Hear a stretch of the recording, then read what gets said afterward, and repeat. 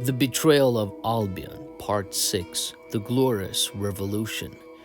James II and the Jesuits used something called the Declaration of Indulgence to replace Anglican officials with Catholic ones, which of course led to a confrontation that did James II no favors at all. In June 1688, James Francis Edward Stuart was born. He was supposedly the son of King James II and his second wife, Mary of Modena. He immediately squashed Bill the Orange's wife, Mary's position as next in line for the crown. It seemed that Bill has a seedless orange like a Jaffa, sorry, British humor, having no children of his own. Many found this birth far too convenient and believed it was a fraud. After much secret communication between Bill the Orange and several leading English politicians, Bill was invited to intervene in the affairs of England. On November 5th, 1688, William, Prince of Orange, King of the Netherlands, puppet of the Jewish bankers, invaded England. 5th November, that date again. This is what's really being celebrated annually on Bonfire Night by an unwitting UK population. The people of Albion weren't particularly pleased to see him. Having had enough of political instability and religious squabbling, so Bill the Orange kept a low profile. He recommended that James dismissed all of the newly appointed Catholic officials and implemented a policy of toleration for all forms of worship, accompanied by religious tests for public office. The Jesuits would have none of that. Surprise, surprise, and James was unable to concede to the further demand that he should deny the legitimacy of the infant prince. Rather than appealing to English patriotism in the face of a foreign threat, James prevaricatated, and his actions were seen as cowardice. Various English gentry began declaring their allegiance to Bill 10 days after his arrival, even though he was, to all intents and purposes, there not to claim the crown, but to secure a free parliament and a constitutional government. Yeah, right. When it was decided that the James forces, which were assembled at Salisbury, should fall back to cover London instead of taking the offensive, John Churchill and the Duke of Grafton went over to William. They were followed immediately by George of Denmark, the husband of the Princess Anne, and then by Anne herself. John Churchill is worthy of closer scrutiny. It is interesting to note that John Churchill became the leading military figure during this period of English history. Because of his military genius and his service to Britain, he was created the first Duke of Marlborough. In 1701, the Duke of Marlborough was made Commander-in-Chief of the Armed Forces of Holland. No less an authority than the Jewish Encyclopedia records the fact that for his many services, the Duke of Marlborough received not less than £6,000 a year from the Dutch Jewish banker Solomon Medina. The Duke is the direct ancestor of Sir Winston Churchill, the Prime Minister of England today. 1954, Churchill is self-acknowledged as having been the foremost Zionist of this era. He is the man most responsible for influencing the United Nations to create the State of Israel. One wonders how many other traitors, influential Englishmen, were on the same payroll. King James II fled to France, but got caught by some fishermen who, instead of throwing him back, had him return to London, where, in the curiously oscillating state of public opinion, his return was received with bonfires, bell ringing, and general acclamation. However, the elation of the people counted for nothing, and James' flight had persuaded the vast majority of his non-public supporters to desert him. Therefore, another flight was called for, as it would be much easier to declare an abdication than if Bill the Orange physically removed him. It was now William's object to frighten James into a repetition of the performance and to take care that this time his escape should be unhindered. Some display of coercion was all that was needed to give effect to William's design. On December 22nd, James fled for the second time to be hospitably received by the King of France, who established him in the palace of Saint-Germain. England was left with no king, no parliament, and no council that could claim authority. By a sheer stroke of luck, Bill the Orange was hanging about down on the coast with nothing better to do. He gathered an assembly which excluded anyone who had served under James II, but included anyone who had served under Charles II, as they were less likely to be Catholics. He also included 50 members of the corporation of the City of London. This assembly decided to create a free convention whereby the boroughs elected their representatives under the old charters, which had been cancelled in the last years of Charles II. In the meantime, Bill the Orange was to take care of everything. What the convention tried to achieve was to declare that by fleeing, James had abdicated and left the throne vacant. Furthermore, that it was against public policy, and that the throne should be occupied by a Catholic prince, James' new offspring. A battle ensued whereby one faction declared that the throne was not vacant, as there was a clear line of succession, and the other declared that a monarch was to be elected. According to the strict law of hereditary succession, if the infant prince were excluded, Mary stood first, Anne and her children next, and after them William. Bill's wife, Mary, said she would only rule if it was jointly with her husband. Princess Anne said it would be in the public interest for Bill to take the crown.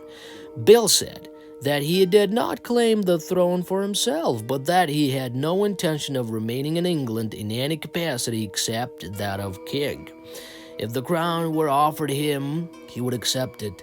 If it were not, he would return to Holland. So who was he claiming it for, if not himself? He also demanded that he should rule absolutely even after Mary's death. The Glorious Revolution and the New Order. In 1689, William III of Orange and Mary II were proclaimed King and Queen of England by the Bishop of London, not the Archbishop of Canterbury, as was usual, because he was otherwise engaged in refusing to recognize James II's abdication. The House of Commons had made Bill accept another bill, the Bill of Rights, before the coronation. This was one of the most important constitutional documents in English history. The Bill of Rights enforced limits on the powers of the monarch and set out the rights of Parliament.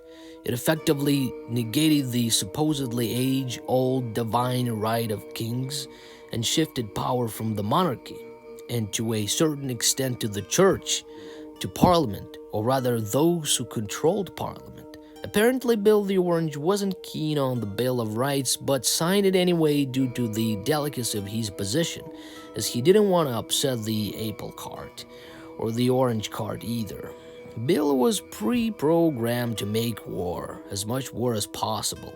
The French were his favorite choice of enemy, but the predominantly Catholic Irish got more than their fair share too, especially when James II attempted a comeback tour, accompanied by the French. When Bill the Orange went to Ireland with troops and supplies, the French curiously made no attempt whatsoever to engage him during his passage. Once Bill and his troops were safe in Ireland, the French navy inflicted a disastrous defeat on the combined English and Dutch squadrons off Beach Head, far away on the southeastern coast of England, but it had no effect at all on hostilities in Catholic Ireland. Furthermore, England was left virtually undefended, all the troops being in Ireland and therefore ripe for the plucking as far as the French were concerned. But no, nothing happened. When Ireland eventually capitulated, terms were agreed between Bill the Orange's representative Ginkell, a Dutch general, and the defeated Irish. These terms were soon after betrayed and overturned by the British Parliament using its newly gained powers under the Bill of Rights. What resulted was a persecution of the Irish Catholics that was so severe it would guarantee division, confrontation, hatred, and violence for hundreds of years to follow. The Glorious Revolution in Scotland was much more complicated. Scotland had its own constitution, which was very different to that of England. It's far too complicated to go into details, but the general tone of the whole affair is best summed up by its outcome and the despicable massacre of Glencoe. There had been armed resistance to the Glorious Revolution in Scotland that turned out badly for certain Jacobite Scottish clans. After their defeat, William offered a pardon dependent upon an oath of allegiance, but the taking of this oath had a time limit. The chief of the MacDonald clan went to swear on the last day, but curiously there was no one available at Fort William who could accept his oath. He was forced to go to Edinburgh to make it, which he did 1 week later, but they refused to take it out of time and reported him to London as a recalcitrant. John Dalrymple, one of William's principal advisors with regard to Scottish affairs, procured from the king an order that this set of thieves should be extirpated. To carry out the order, a party of soldiers was sent to Glencoe, whose commander was connected by marriage with the chief's family. Their hostile intentions were carefully concealed. They were received and entertained hospitably by the clan for a fortnight. Then in the night they rose upon their entertainers and massacred them, though some few of the intended victims succeeded in making their escape. Bowing to public opinion, William dismissed those responsible for the massacre, though they still remain in his favor. In the words of the historian John Dalberg Acton, one became a colonel, another a knight, a third a peer, and a fourth an earl. The inadequacy of the penalties inflicted after the whole story of the crime was revealed left a rankling sentiment of bitterness in Scotland against the system which kept the King of Scotland at a distance from the realm and out of touch with the Scottish people. The memory of the massacre of Glencoe remained among the Scottish people as one of the incentives to Jacobitism and to the popular dislike, at least of any closer connection with England. Another investment made in hatred with future dividends in divide and rule, ensuring that Albion was lost and what remained would never truly be a united kingdom. Post-revolution society was based much less on the rule of social leaders voluntarily leading in public service and on private philanthropy than on a rule of law made by the elite for the elite and upon the professionalism of government. The title, The Glorious Revolution, seems like overkill, really. There was nothing glorious about it whatsoever as far as the people of Albion were concerned. It's like that other epithet, the Great War, for example. That's the one that sickens me the most. However, I think it's obvious who the great and the glorious considers themselves to be. Meanwhile, back in the city, all the wars and rebellions fought from 1640 to 1689 were fomented by the international moneylenders for the purpose of putting themselves in position to control British politics and economy.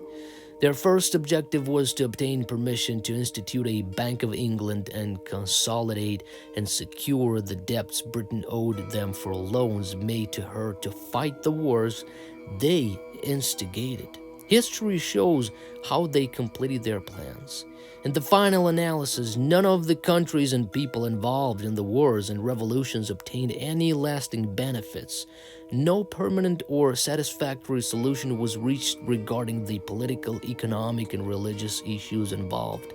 The only people to benefit were the small group of moneylenders who financed the wars and revolutions, and their friends and agents who supplied the armies, the ships, and the munitions. William's decision to grant the Royal Charter in 1694 to the Bank of England, a private institution owned by bankers, is his most relevant economic legacy. It laid the financial foundation of the English takeover of the central role of the Dutch Republic and Bank of Amsterdam in global commerce in the 18th century. A Wikipedia source, of course. What kind of decision is that? Well, let's see further on.